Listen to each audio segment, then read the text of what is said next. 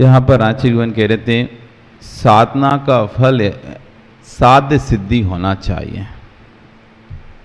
हम कोई भी साधना करें, कोई भी जाप व्रत करें, धर्म जिसे हम धर्म कहते हैं, भगवान की पूजा भक्ति करना, साधुओं को दान देना, स्वाध्याय आदि करना, माला फेरना, जिसे हम धर्म की संज्ञा दे के रखें, ये धर्म साध्य की सिद्धि के लिए होना चाहिए।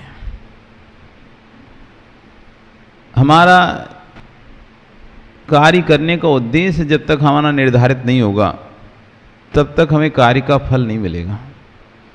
व्यापार करने का उद्देश्य क्या है संजय? व्यापार करने का उद्देश्य क्या है तुम्हारा? है परिवार चलाना, और कुछ उद्देश्य है क्या? व्यापार करने का उद्देश्य मात्र परिवार चलाना है, तो परिवार चलाने के लिए तुम 2 घंटे भी मेहनत करो तो उसमें काम हो जाएगा। मात्र परिवार चलाना व्यापार उद्देश्य नहीं है। परिवार के साथ साथ इतना धनार्जन करना है, हम दान पुण्य भी कर सकें, अपने और भी आपत्ति के लिए विपत्ति के लिए धन भी संग्रह करके रख सकें, और अपना 1 मकान से 2 मकान कर सकें, या 1 दुकान से 2, मतलब अपना व्यापार फैला सकें, बढ़ा सकें, संपत्ति बढ़ा सकें। सिर्फ एक उद्देश्य मात्र सिर्फ परिवार चलाना। परिवार तो आराम चल जाएगा तुम्हारा, 2 घंटे दुकान खोलोगे, उसमें जो आएगा उससे चल जाएगा। मात्र परिवार चलाना हमारा उद्देश्य नहीं है। व्यापार करना, व्यापार हम इसलिए करते हैं कि हम भी व्यापार में उन्नति को प्राप्त हों। जो छोटी दुकान है, हमारी दुकान बहुत बड़ी हो, जो कम माल लाते हैं अब ज़्यादा माल लाएंगे, थोक में काम करें और ज़्यादा क्वांटिटी में काम करें, कस्टमर बढ़ें, कस्टमर को अच्छी क्वालिटी दें, अच्छी सर्विस दें, जिससे और आए और व्यापार बढ़े। अभी 2 ही घंटे चलती हुई 6 घंटे दुकान चले, दिन भर दुकान पर भीड़ लगी रही ग्राहकों की। ऐसा काम करेंगे, हमें फुर्सत ही नहीं मिले कमाने से। उस उद्देश्य से लेकर व्यक्ति व्यापार खोलता है कि खूब व्यापार हमारा चले और दिन दूनी रात चौगुनी वृद्धि को प्राप्त हो। 1 मकान से हम किराए के मकान से हम नया मकान खरीद लें, किराए की दुकान से हम घर की दुकान खरीद लें।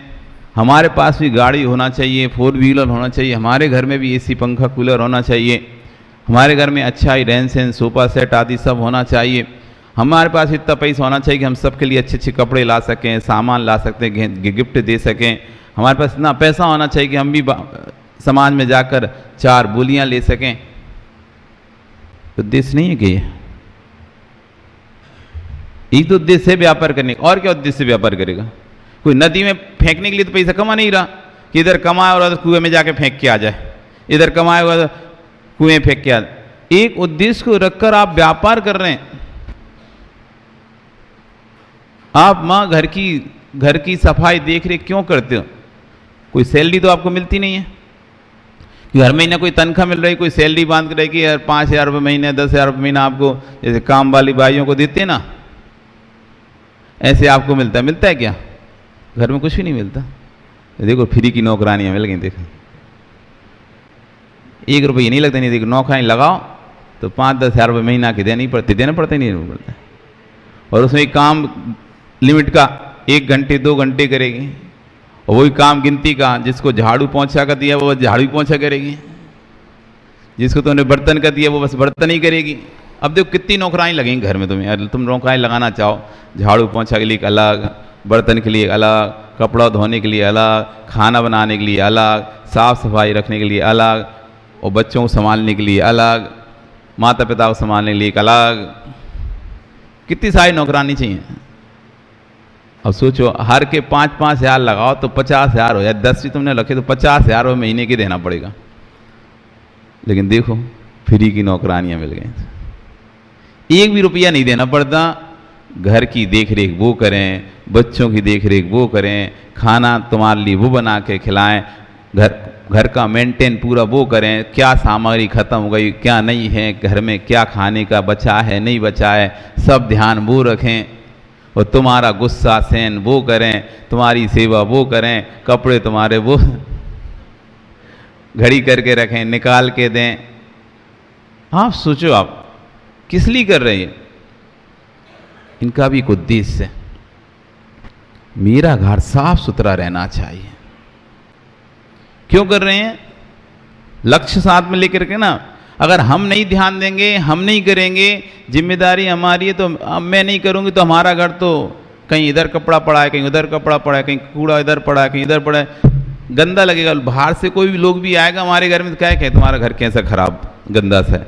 तो इसलिए वो साफ सफाई करते रहते हैं भी हमारा घर साफ बना रहे, हमारे घर के लोगों को बाहर खाना ना पड़े, घर में खाना खाएं। इधर उधर खाएंगे तो तबीयत खराब हो जाए, बीमार हो जाएंगे, पैसा भी फालतू में व्यय होगा, किसी प्रकार का कोई मतलब भी नहीं है, और शुद्ध भोजन ही लेगा।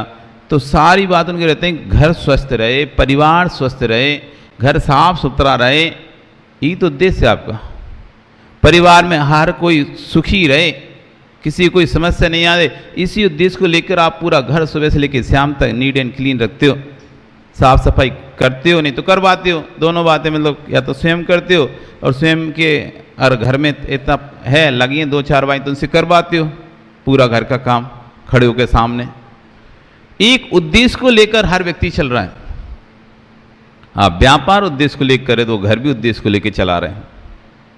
दोनों को सुंदर सुंदर नौकर निकले, उनको तुम मिले हो नौकर बढ़िया, कुछ करना नहीं पड़ रहा, कमा कमा के दे रहे, बस उनको तो खाना मस्त खर्चा करना है। तुम कमाओ, लगे रहो गधों जैसे दिन भर, चाहे गर्मी में रहो, चाहे सर्दी में रहो, ठंड में रहो, बरसात में रहो, गाड़ी से जाओ, इधर दुकान आओ जाओ, कुछ भी करो, वहाँ दुकान पे लड़ो झगड़ो, किच करो ग्राहकों से, लेकिन पैसा ला के घर में लेते आओ, हम खर्चा करेंगे। तुम भी बड़े सुंदर नौकर मिले उन्हें, चुपचाप कमा कमा के सारी कमाई दे देते हाथ में। तो दोनों को एक दूसरे मिले हैं, ये दोनों अपने अपने उद्देश्य को लेकर चल रहे हैं। ऐसे ही कह रहे हैं आप मंदिर में जो साधना कर रहे हैं, इसका उद्देश्य क्या है? क्या उद्देश्य लेकर आप आगे बढ़ रहे हो? क्या चाहते हो आप इस पूजा से? क्या चाहते हो इस अभिषेक से? क्या चाहते हो इस जाप करने से? क्या चाहते हो इस उपवास से? क्या चाहते हो गुरु की सेवा करके? क्या चाहते हो दान देकर? क्या चाहते हो बेईबत्ती करके? मतलब कुछ उद्देश्य तो लिया होगा ना। बस वो बेईबत्ती, महाराज जी ने बोला सबको हार देना तो हम हार दे देते हैं, महाराज जी बोले बेईबत्ती करना चाहिए सबको तो वही बेईबत्ती कर देते हैं। महाराज जी बोले थे वो हमने सुना है, सब लोग कहते हैं पूजा पाठ करना चाहिए, भगवान के दर्शन करके ही भोजन करना चाहिए, जैनियों का चिन्ह है देव दर्शन, भगवान की पूजा करना, पानी छान के पीना, रात में नहीं खाना, इसलिए हम तो करते रहते हैं। उद्देश्य क्या है पूरे के पीछे? साधना के पीछे हमारा साध्य क्या है? मात्र एक थाली का द्रव्य दूसरी थाली में करना हमारा साध्य है, कागज पृष्ठ पलटना हमारा साध्य है कि हमको ये किताब पूरी खत्म करनी इसलिए पढ़ ले रहे, ये हमको ये 5 पूजन हमारा डेली का रूटीन है तो 5 पूजन हम करना है तो हमको कर ले रहे, तो ये साध्य है। हम उस साध्य को पकड़ ही नहीं पा रहे, या पकड़ नहीं पा रहे, पकड़ने की कोशिश नहीं कर रहे। दोनों बातें। एक व्यक्ति उठ नहीं पाता सुबह, नींद नहीं खुलती, और एक व्यक्ति उठना ही नहीं चाहता सुबह। 2 प्रकार के व्यक्ति होते ना। एक उठना नहीं चाहता, उसे तो भैया कोई नहीं उठा सकता। अब जो बहाना करके सोया हुआ है, उठ भी गए और तब भी आँख खुल भी गई है, तब भी लोग जगा रहे हैं तब भी नहीं उठा, उसे तो भगवान भी आके नहीं उठा पाएंगे। जो समझना ही नहीं चाहता उसे तो कोई नहीं समझा सकता। हाँ, नहीं पता हो और जानने की इच्छा हो तो बताया जा सकता। आप जानते नहीं हो या समझने नहीं चाहते हो, कैसा है? जानते नहीं हो कि समझने नहीं चाहते हो? 2 में से कौन सा गुण नहीं तुम्हारे अंदर? ये दोनों ही गुण नहीं। एक कहानी सुनाई थी ना, एक व्यक्ति अपनी बेटी की शादी करना चाहता है लेकिन बेटी की शादी हो नहीं रही उसकी। वो हाँ खूब पैसा भी खर्चा करना चाहता है, बहुत बड़ा परिवार भी है उसका, और बेटी की शादी करना चाहता है लेकिन बेटी की शादी नहीं हो रही। बस 2 गुण उसमें जो है वो है नहीं है, 2 गुण की कमी, बाकी सारे उसके अंदर गुण हैं। तो रिश्ते आते थे, सब रिश्ते मना कर देते। एक बार एक व्यक्ति को उसने देखा, वो पिटाई हो रही थी उसकी, जुआ में पैसा हार चुका था तो पिटाई हो रही थी। उसने कहा भैया सुंदर था, अच्छा था, कौन उसके बारे में जानकारी पूछ ली, कुल परिवार तो सब अच्छा था लेकिन लत के कारण से ये हो गया था ऐसा।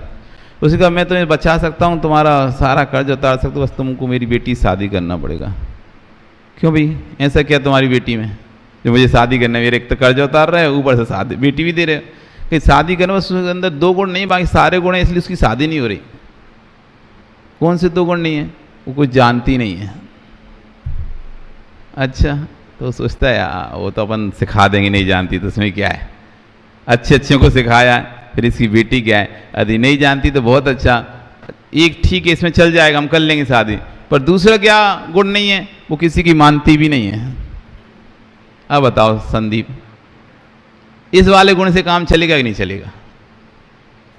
जानते नहीं हो आप लोग, लक्ष्य को नहीं जानते हो, तो हम लक्ष्य को जना देंगे। हमारे पास ग्रंथ रखा हुआ है, आचार्यों की वाणी है, उससे हम आपको बता देंगे ये हमारा लक्ष्य है।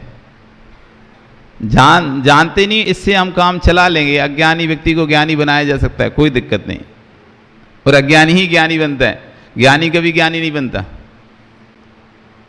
तो आप नहीं जानते हो तो कोई दिक्कत नहीं है, हम जना देंगे। लेकिन आप मानते नहीं हो तो फिर कुछ नहीं हो सकता। कौन कौन से 2 गुण में से आपके पास कौन कौन से गुण हैं, या 2 अवगुणों में से कौन कौन से अवगुण 2 हैं? नहीं जानते ये है क्या, नहीं मानते ये है।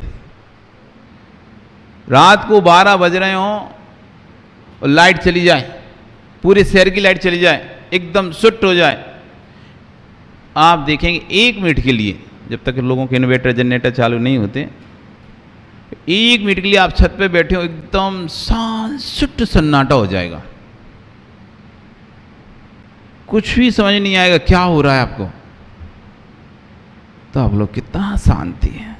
वो शांति कहीं और नहीं थी, वो शांति आपके अंदर ही थी। लेकिन इतनी शोरगुल बाहर हो रहा था, इतना शोरगुल बाहर होता है, हम अपने अंदर की शांति को पहचान नहीं पाते। जो घड़ी पीछे लगी है ना, उस घड़ी में बहुत तेज आवाज़ होती है।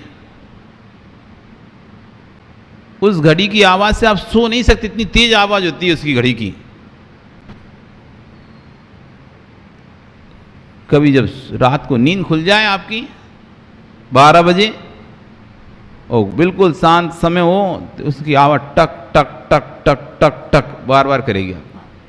आप सोने की कोशिश करो, वो आवाज़ आपके कानों में बार बार गूंजेगी, और ऐसे नहीं थोड़ी बहुत गूंजेगी, अच्छी एकदम क्लियर सुनाई देगी कि घड़ी चल रही, टक टक टक टक टक। उस घड़ी की आवाज़ भी होती है। तब आपको लगेगा इस घड़ी की आवाज़ भी नींद को खराब करती है क्या? जब शांति में व्यक्ति बैठता है तो घड़ी की आवाज़ भी सुनाई देने लगती है। ऐसी जब हम शांति में बैठते हैं तब हमको हमारा लक्ष्य दिखाई देने लगता है। अभी हमको लक्ष्य नहीं पता हमारा, हम लक्ष्य विहीन साधना में जीवन जी रहे हैं। क्या ही लक्ष्य है हमारा, बताओ तो। एक लक्ष्य दिखाओ कि तुम्हारा लक्ष्य है, पर ऐसा नहीं कि हमें बड़ा आदमी बनना है। ये कहें हमें संजय कहें हमें तो बड़ा आदमी बनना, अनिल कहें हमें तो बड़ा आदमी बनना है। तो बड़ा आदमी बनना है तो फिर आपको व्यापारी बड़ा करना पड़ेगा ना। अब पान की गुमठी लगा के बैठ जाओ और कहो हमें तो बड़ा आदमी बनना है, तो पान की गुमठी में कौन बड़ा आदमी बना है? आपको जिस हिसाब से आपने लक्ष्य बनाया कि मुझे बड़ा आदमी करना है, और आप घर में सोते रहो और कहो हमें बड़ा आदमी बनना है, तो भैया कभी नहीं बन पाओगे बड़ा आदमी। बस शब्दों से ही बन पाओगे बड़ा आदमी, बाकी पैसे से नहीं पड़ा। उसके लिए आपको दिन रात एक कर देना पड़ेगा, दिन रात एक करना पड़ेगा। शरीर से भी करना पड़ेगा और दिमाग से भी करना पड़ेगा। इधर की टोपी उसके सिर, उसकी टोपी इसके सिर, कहाँ पैसा लगाना है, कहाँ पैसा उठाना है, किधर से लेना, किधर से देना, कौन से डिब्बे में लगाना, कौन से में नहीं लगाना, कौन से शेयर में लगाना, कौन से। अरे कोई शरीर से मेहनत करता है, कोई दिमाग से मेहनत करता है। वो पूरा कंप्यूटर पे बैठा रहता है, इधर शेयर बेचे, ये खरीदे, ये सोना बेचा, ये चांदी खरीदी, ये खरीदा, वो खरीदा, कमोडिटी ये वो, बिल्कुल लगा हुआ है, एकदम अलर्ट है। 1 मिनट का भी समय मिलता है उसे, फट से बेचा और फट से खरीदा। ऐसी थोड़ी ना बड़ा आदमी बन रहा वो, ऐसी थोड़ी ना कमा रहा है वहां से।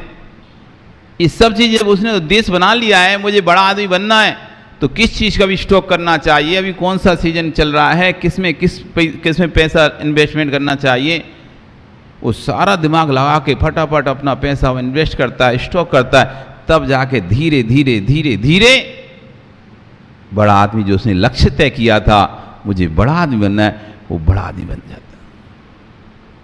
हर कोई पैदा ऐसी थोड़ी ना अंबानी घर पैदा होता है। ये टाटा के बिरला के घर पैदा हो रहा है। गरीब घर में ही तो पैदा होता है ना, मध्यम घर में ही पैदा होता है, अपने पैरों पे खड़ा होता है, लक्ष्य को निर्धारित करता है और बड़ा आदमी बनता है। तो वैसे हमारा लक्ष्य जो है सिर्फ शब्दों का लक्ष्य कि मैं आप कल्याण करना है हमारा, तो हम इसलिए पूजा करें हमारी आत्म कल्याण, इस शब्दों का लक्ष्य है कि वास्तविक लक्ष्य है। अभी हम पूछेंगे ना, ये सब बोलेंगे, अब महाराज पूछ रहे हैं तो कुछ ऐसा बोलना पड़ेगा जो सेट हो जाए। तो अभी पूछेंगे हम संजय से, संजय क्या, तो बोले महाराज जी आत्म कल्याण के लिए कर रहे हैं। क्या के लिए कर रहे हो? झूठी झूठी नहीं बोलना तो, है ना। भगवान के पास बैठे, अन्य क्षेत्रे कृतम पापम धर्म क्षेत्र विनश्यति, धर्म क्षेत्र कृतम पापम बजलेभो भविष्यति। झूठ झूठ तो बोलना नहीं, क्योंकि तुम्हारे बीच में सुट के हम आए, हम भी ऐसे ही बैठ रहे थे, हमको नहीं पता लक्ष्य क्या है हमारा, तो बस लगे रहते थे, बस अच्छा लगता है इसलिए आते हैं। अच्छा लगता था पूजन करते थे, अच्छा लगता अभिषेक करते थे, अच्छा लगता था प्रवचन सुनते रहते थे, अच्छा लगता था तो वृत्ति में आते थे, अच्छा लगता था तो आहार में, लेकिन लक्ष्य तो हमें खुद नहीं पता था हम क्यों अच्छा लग रहा हमको। और जिसका लक्ष्य निर्धारित हो जाता है उसकी भाषा बदल जाती है, उसकी शैली बदल जाती है, उसका चारित्र बदल जाता है, उसका रहन सहन खाना पीना सब कुछ बदल जाता है। एक जिसको व्यापार की चिंता, ऐसा व्यक्ति, राकेश, जिसको व्यापार की चिंता है सुरेंद्र जी, ऐसा व्यक्ति, और जिसको व्यापार की कोई चिंता नहीं है, एक ऐसा व्यक्ति, आप दोनों का उठना देख लो, दोनों का खाना देख लो, बोलना देख लो, सब कुछ अंतर मिलेगा। जिसको व्यापार की कोई चिंता नहीं है, ग्राहक से लड़ लेगा, है ज्यादा लेने ले भग जा नहीं तो। और जिसको चिंता है व्यापार बढ़ाने की, भैया भैया कोई बात नहीं, एक काम करो कल दे देना, नहीं है पैसा ले जाओ। अब छोटे में थे हम, अब दोनों दो भाई, पिताजी सर्विस में किराने की दुकान खुला दी, बड़ा भाई बैठता और हम भी बैठते। जब वो बैठता तो कस्टमर आते और उससे सामान लेके जाते, क्योंकि वो क्या करता, कोई भी कस्टमर ठीक है नहीं है पैसे तो कोई बात नहीं, क्यों उसे तो आगे व्यापार उसको बढ़ाना था ना, दुकान खोलिए व्यापार। और हम तो बच्चे थे और स्टूडेंट, अपना स्टूडेंट तो अपने क्या ही करना है, ले रहा था, इतने से कम नहीं देंगे, लेना लो नहीं तो जाओ।